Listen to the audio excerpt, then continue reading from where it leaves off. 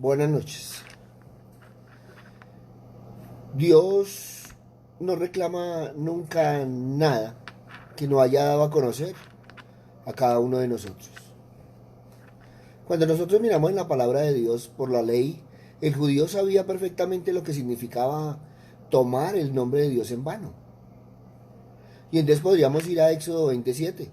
No tomarás el nombre de Dios en vano, porque no dará por inocente Dios al que tomare su nombre en vano. O podríamos ir a Levítico 19:12. Y no juraréis falsamente por mi nombre, profanando así el nombre de tu Dios. Bastaría solamente sin ningún comentario decir que fue una orden, fue algo que Dios nos dijo y que nosotros como su pueblo hemos aceptado. Sin embargo, no hay nada en la Biblia que no sea contestado por la misma Biblia.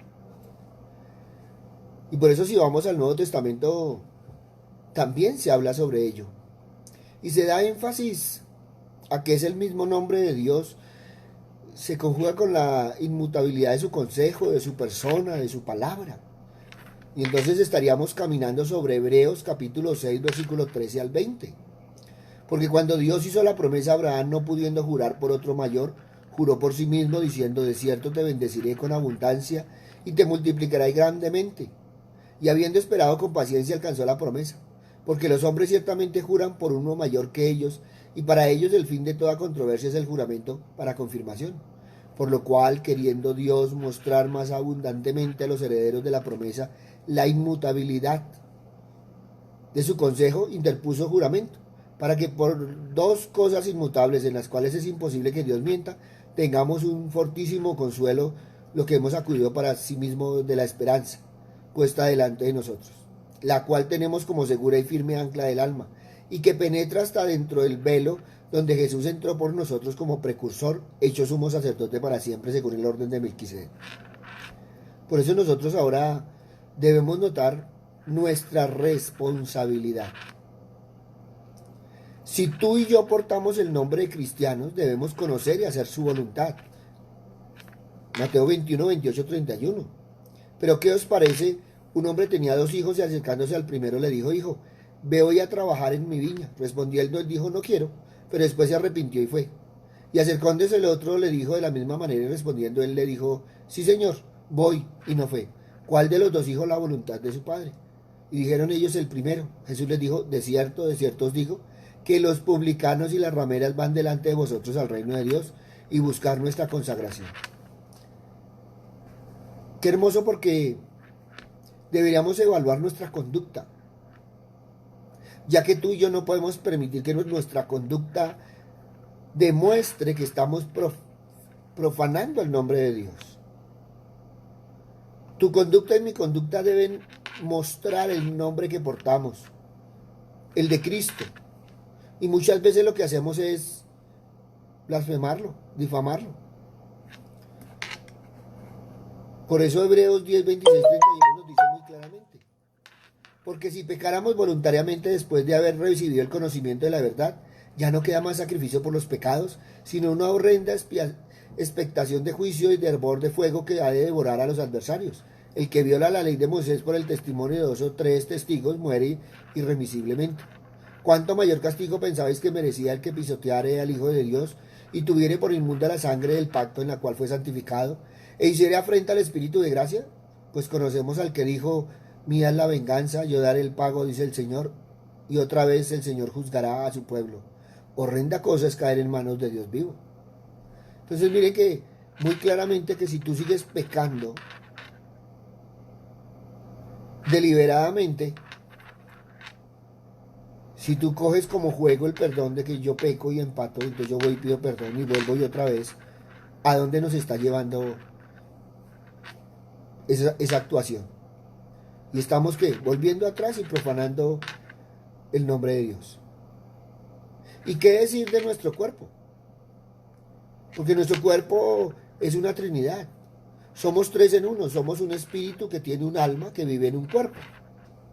Segunda de Corintios 5:1. Porque sabemos que si nuestra morada terrestre, este tabernáculo, se deshiciere, tenemos de Dios un edificio, una casa no hecha de manos, eterna en el cielo.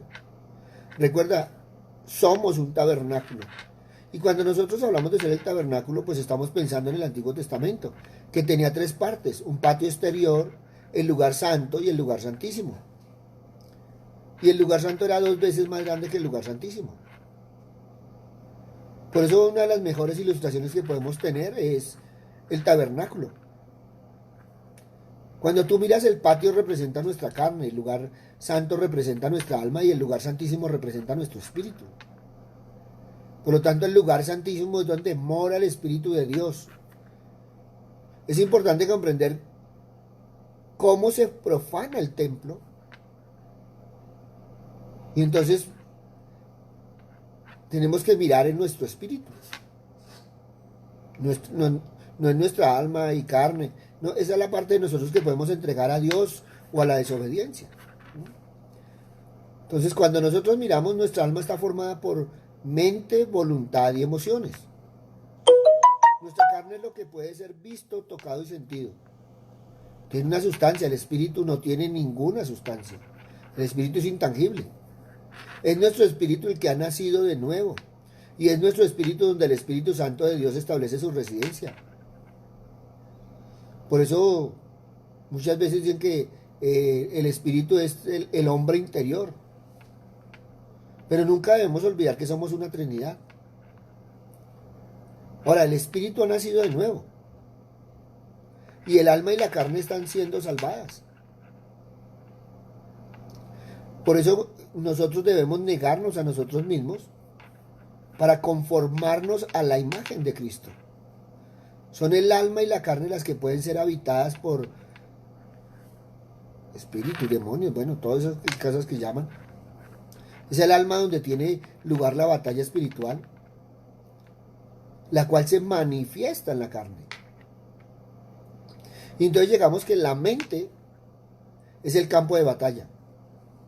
Ahora, la mente y el cerebro están separados.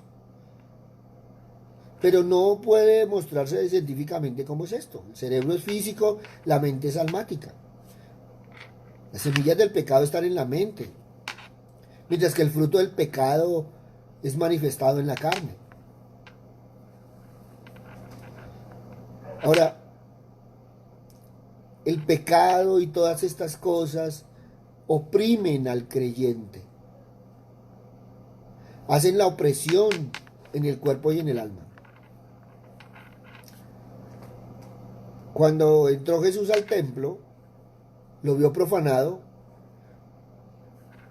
porque estaban negociando, comprando y vendiendo por los cambistas.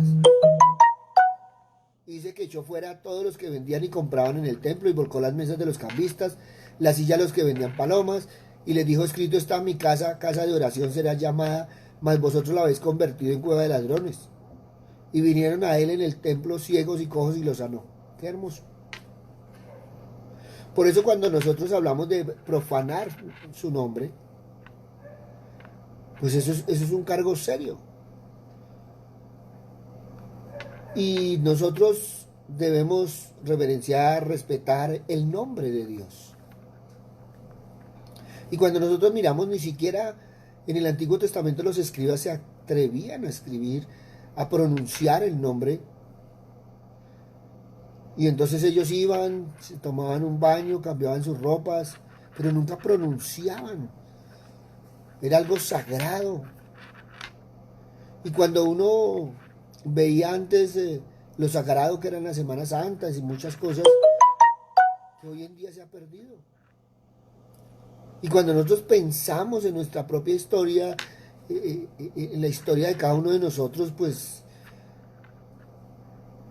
muchas veces no nos damos cuenta de lo serio que es.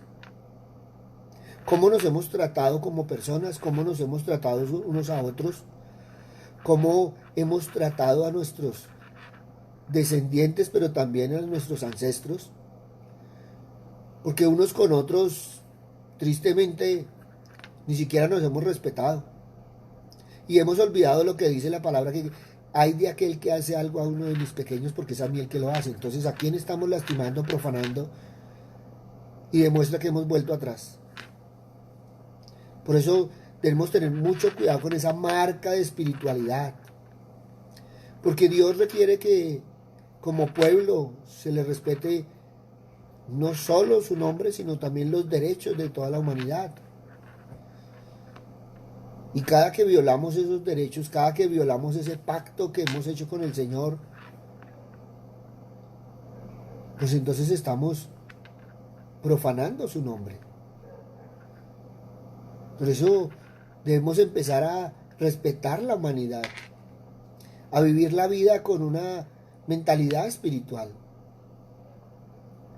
Y esto se da por el amor al Señor.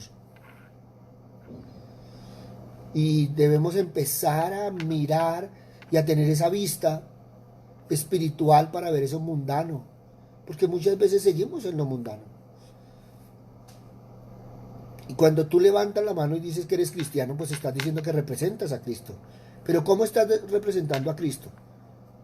¿Estás deshonrando su nombre al no dar testimonio, al humillar y tantas otras cosas? Y muchas veces la gente va soltando palabras, frases, insultos, y después como si nada. No es que estaba de mal genio, es que se me escachó, es que... No, no. O sea, uno debe ser consciente de lo que está haciendo. Por eso el Señor dice que se había hecho lo recto, lo que Él aprobaba. Pero cuando vamos a ver, cuando vamos a examinar, pues no se ha cumplido su pacto.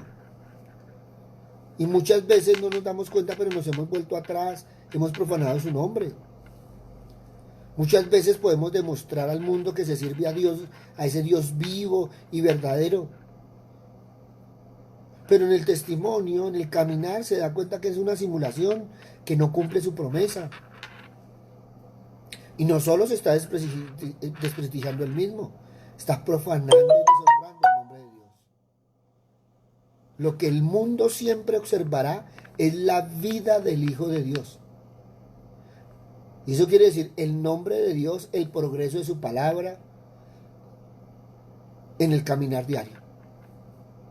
Por eso ese nombre de Dios, ese progreso, han sido perjudicados más por aquellos que profesan conocerle que por los que no creen en Él. Las vidas de aquellos que pronuncian el nombre de Cristo pueden dañar su causa más que aquellos que dicen ser incrédulos. Muchos se han perdido por el testimonio de un cristiano. Por eso es que el Señor recalca que habéis profanado mi nombre, y muchos dicen, es que eso que estamos viendo, eso que usted está diciendo, eso ya no se usa con nosotros. Y resulta que está más vivo que antes. Cuando tú miras en el Nuevo Testamento, Pablo se queja además de uno de sus colaboradores que lo habían abandonado, y lo abandonaron y se apartaron para irse al mundo. O sea, eso no es solamente los miembros de la iglesia, sino a los predicadores por su descuido, están expuestos a volver atrás. Muchos han caído. Ahora, existen razones, y siempre que se habla, hay razones para abandonar el camino del Señor. A muchos yo he escuchado y dicen, voy a ir a conquistar el mundo. Y muchos se perdieron en el mundo. Y aún hoy se les habla, se les dice, y pastor, yo añoro, y cuando hacíamos y cuando no hacíamos, pero ahí se quedaron. Entonces, ¿hasta dónde es que bueno que la persona conozca y se devuelva? Ahora, en la palabra del Señor está muy claramente que cuando usted coge y limpia su casa y saca el mugre, cuando el mugre se devuelve, no se devuelve solo.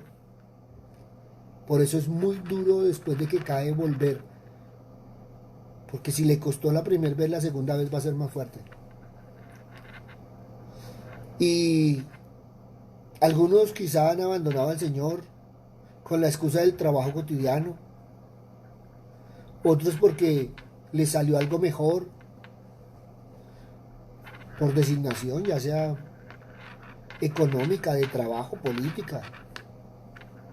Muchos porque en su elección eligieron un noviazgo, un matrimonio, una pareja no cristiana y arriesgaron su fe.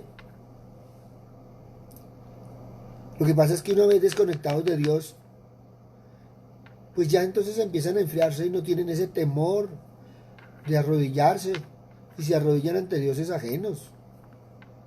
Y muchos han participado en tantas cosas paganas y empezaron a vivir tan perdidamente en el mundo y de vez en cuando lloran y se arrepienten. ¿Cuántos al día de hoy no son como Saúl, como Esaú, como Caín, como Ananías, como Judas, como Salomón? Y podamos creer, mire, hablar de tantos que tuvieron la oportunidad de engrandecer el nombre de Dios y sin embargo no lo hicieron. Por eso no debemos extrañarnos, porque hoy no es diferente. Muchos se alejan de Dios por capricho, por berrinche, que el hermanito me miró mal, que siempre son disculpas y creen que están escapando. ¿Acaso vale más su dinero que hoy ganan y que de nada les serviría en la vida eterna? Ahora, mucha gente le echa la culpa a fulano, a sultano, a presión. No, el que se pierde es uno solo. Y hay una frase, y es cierto, el que se aparta de Dios es porque no tuvo de Dios. Y la Biblia lo dice más clarito. Salieron de nosotros, pero no eran de nosotros. Por eso, mucho cuidado, porque a veces damos la espalda y nos vamos alejando y nos vamos enfriando. Y entonces sería como dice Jeremías 2:13: dejaron a mí fuente de agua viva para cavar para cisternas rotas que no detienen agua. Por eso todos y cada uno, muchas veces cuando llegamos al Señor decimos que atrás ni para coger impulso. Y esa debería ser esa fe viva y esa visión que tenemos en la nueva vida, de no volver atrás, de no volver a lo que antes fuimos, de no volver a lo que tanto te costó dejar. Ahora, eso lo sabe cada uno. ¿Cuánto te ha costado dejar lo que antes eras? Cada uno sabe de dónde el Señor lo ha sacado. Y a muchos les da pánico volver al estilo de vida del cual Dios ya lo sacó. Y muchas veces se conversa con los hermanos, muchas veces tenemos la oportunidad de conocer de cómo Dios le ha ayudado. Y a pesar de que le ha ayudado una y otra vez, vuelve y cae y llora. Porque muchas veces al caer no le está fallando nomás a Dios, a veces le está fallando a la familia, a los hijos. ¿Cuántos padres son la esperanza de sus hijos, pero se dan cuenta que una y otra vez le has fallado? Y les duele y se arrepienten, pero dicen que no son capaces. Entonces cuando uno les dice, tómese de la mano del Señor y pídale ayuda a Él. Porque uno más no poder de acompañar y hacer barra, pero como son decisiones propias, eso es cuando lo llaman a uno que, pastor, ore por mí. No, pues oremos los dos, porque no solo hay que orar, sino tomar decisiones. Entonces qué hermoso que empecemos a sentir ese escociosito, ese miedo, esa seguridad en que no debemos volver atrás, que no debemos dejarnos bombardear por dardos del enemigo y que nuestra mente debe estar cautiva en el Señor, donde una y otra vez tú y yo nos vamos a cuidar de caer y que si caemos rápidamente le pedimos al Señor que nos levante, que no nos deje allí.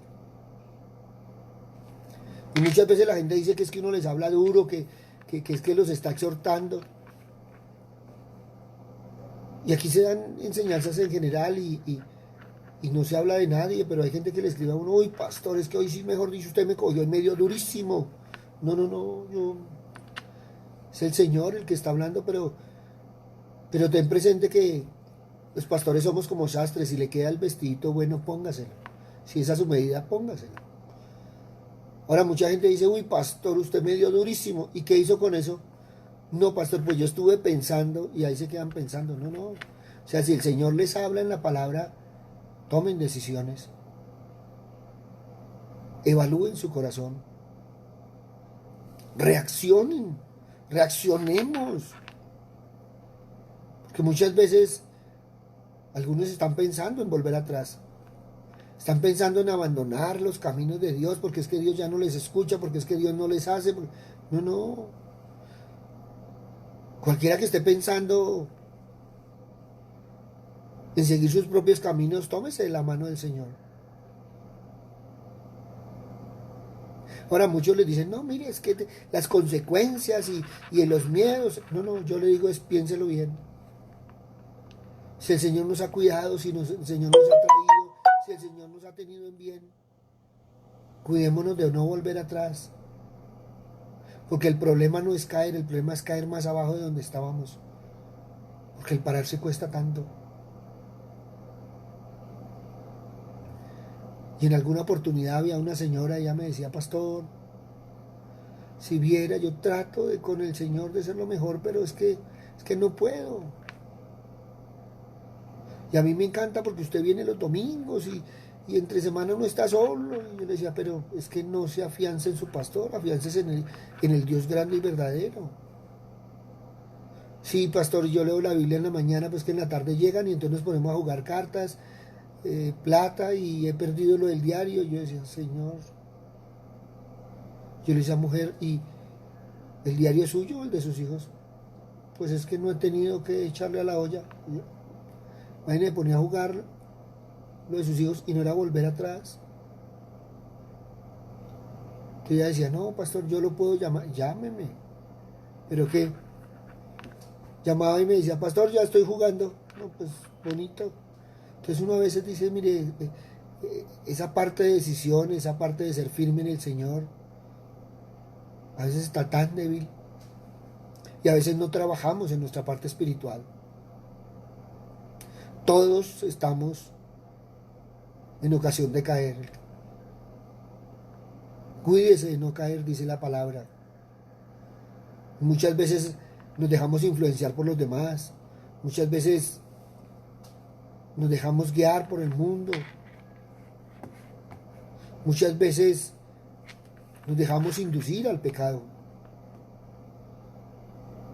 Adán se dejó inducir por Eva, pero pues el que tuvo la decisión fue Adán. Por eso tenemos que mirar también. La culpa no es de que a mí me indujeron, la culpa es que me dejé llevar. No, es que se encontró una bala perdida. Pues no era perdida porque se la encontró. Entonces ya no es perdida, ya apareció. El problema es que estar donde no debe estar. Por eso mucho cuidado de lo que nos están diciendo, de lo que nos están invitando. Pastor, yo fui a tal cosa porque es que como pues usted no estaba ahí, usted no estaba viendo. No, no, es que no es conmigo, no es con los pastores. Ustedes no tienen negociación con pastores, no, no, es con el Señor. Y el Señor está en todas partes. A veces cree la gente que le está fallando al pastor. No, no, no es al pastor. Nosotros somos siempre inmortales. Si usted le falla a Dios. Por eso mucho cuidado, porque muchas veces la vanidad de la mente nos seduce y nos lleva a las concupiscencias de la carne. Y entonces decimos, no, es que fue el enemigo quien le abrió la puerta. Mucho cuidado con esos apetitos desordenados. Porque son las cosas sencillas. Ahora yo creo que lo estoy viendo sencillo, no me voy a poner a complicar la existencia. Pero sí debemos evaluarnos. Debemos evaluarnos en nuestro caminar diario. Y nunca se te olvide que el único que puede abrirnos una puerta de escape para esa vida, para esas tentaciones, para esas concupiscencias es el Señor. Y muchas veces podemos decir que Él ha abierto una y otra vez. Porque el único que puede romper nuestras cadenas es el Señor Jesús. Y ten presente que si algún momento tú has dudado y has querido volver atrás, no se te olvide que el único que tiene la fuerza para que nosotros seamos libres es el Señor. Porque en nuestra fuerza muchas veces no somos capaces de levantarnos, de tomar decisiones. Y si el Señor lo ha hecho, ¿vale la pena ser desagradecidos con el Señor? ¿Vale la pena volver atrás? Muchos han dejado vicios. Muchos han roto en cadenas. Y hoy van a ser desagradecidos. O es en momentos de angustia que prometen y nunca cumplen. Nosotros no podemos seguir jugando a que podemos tener un pie en el mundo y otro con el Señor. Tú no puedes ser grisecito, o es blanco o es negro. Ahora, ¿qué dice el Señor ante esto? Yo conozco tus obras. Así de sencillo, dice el Señor. Hijo, yo conozco tus obras. A mí no me puedes engañar. Aunque lo malo lo sepas hacer bien. Pero yo las conozco. Por eso no te confíes, porque tú siempre piensas que vas a salir vencedor. Tú siempre piensas que caminando por el filo de la navaja no se va a cortar. Que nos podemos echar nuestras canitas al aire.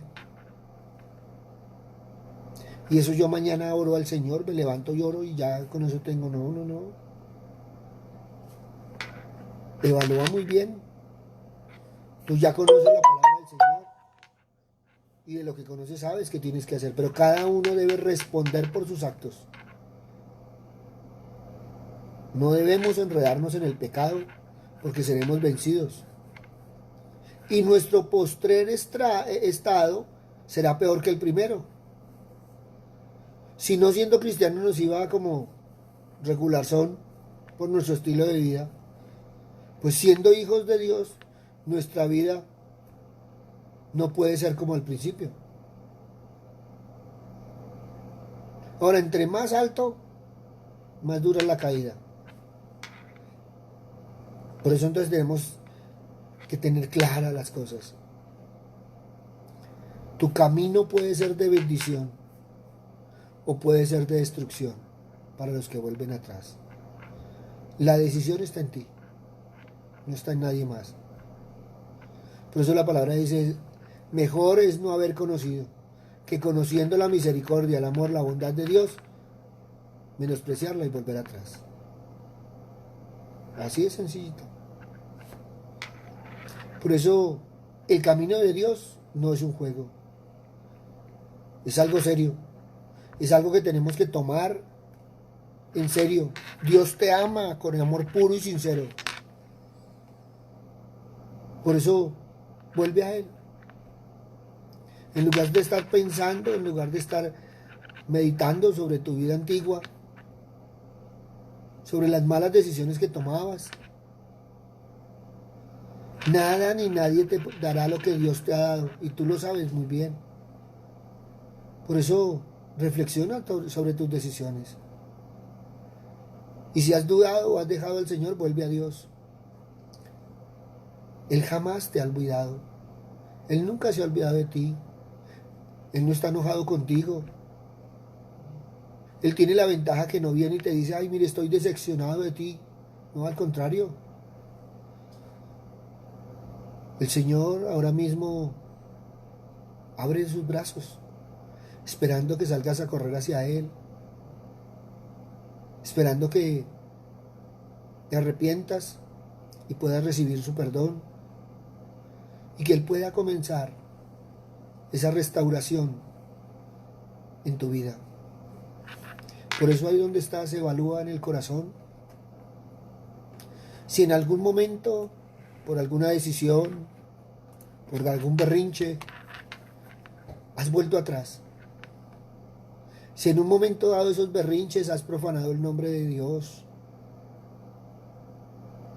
si has atentado contra tu cuerpo, no dicen que es atentar contra su vida, no, atentar contra su cuerpo, no cuidarse, no cuidar ese templo maravilloso que tenemos, porque es que nosotros somos el templo del Señor, dice la palabra. Si en tu mente aún sigues batallando,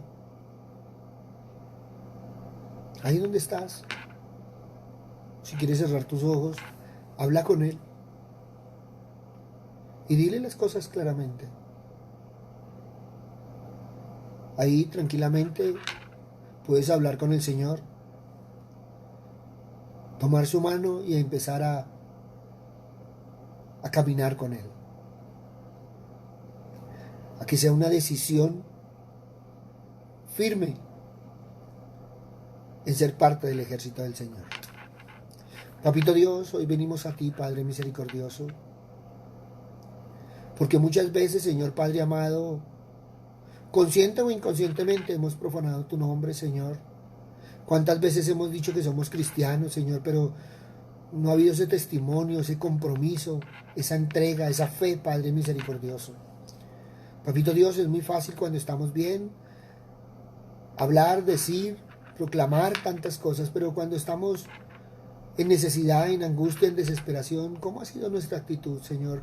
Por eso hoy perdónanos, Señor, porque nuestra actitud muchas veces no ha sido acorde a tu palabra, no ha sido de un corazón agradecido. Muchas veces se reniega, Señor Padre misericordioso. Muchas veces se cansa, muchas veces se aparta. Muchas veces al saltar el switch, Señor Padre misericordioso, no somos esos hombres y mujeres, Señor Padre amado, de testimonio. Por eso, Padre misericordioso, hoy te pedimos, Señor, que tú nos perdones, Señor Padre amado. Hoy te pedimos, Señor, que hagas esa obra en nosotros, Padre misericordioso, porque necesitamos un corazón nuevo, Señor.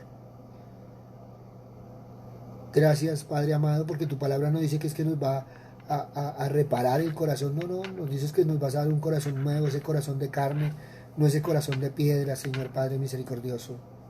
Perdónanos, Señor, porque muchas veces, Padre misericordioso, no hemos tratado al prójimo, Señor, como se merece, Padre amado. Porque tu palabra dice que todo lo que hagamos a uno de tus pequeños, y que si alguno hace tropezar era mejor una piedra al cuello. Por eso, Padre misericordioso, hoy te pedimos perdón, Padre amado. Ayúdanos, Señor Padre misericordioso, a evaluar, Señor, nuestro corazón, nuestra altivez, nuestro orgullo, Padre misericordioso, a que salga todo ello de nuestras vidas, Señor Padre amado, y a caminar, Padre misericordioso, sinceramente, Padre Santo. Que tengamos, Señor, esa evaluación cuando levantemos la mano y digamos que somos cristianos, Padre bondadoso, porque muchas veces, Padre amado, no hemos representado bien el nombre de tu Hijo. Por eso, Padre bueno, hoy queremos ser diferentes, Padre amado. Queremos levantar el estandarte de la palabra, Padre misericordioso, ser de testimonio, ser de compromiso, ser hombres y mujeres de fe, Padre Santo, que caminan, Padre misericordioso, como ese ejército, Padre amado tuyo. Gracias, Padre bueno, gracias, Padre amado. En el nombre de Cristo Jesús, para gloria y alabanza tuya. Amén y amén. Buenas noches para todos, les habló el pastor Walter Bernal, de la Iglesia Su Gloria en mi Bogotá. Un abrazo, muchas bendiciones, y cuando leemos y caminamos por el libro de Jeremías vemos que es un libro de actualidad, que aún estamos viviendo cosas que Jeremías pronunció, que Jeremías le puso en alto al pueblo judío, y nosotros no somos la excepción. A veces creemos que eso sucedió hace tantos años, que eso ya ni sucede, y resulta que está más vivo en nosotros.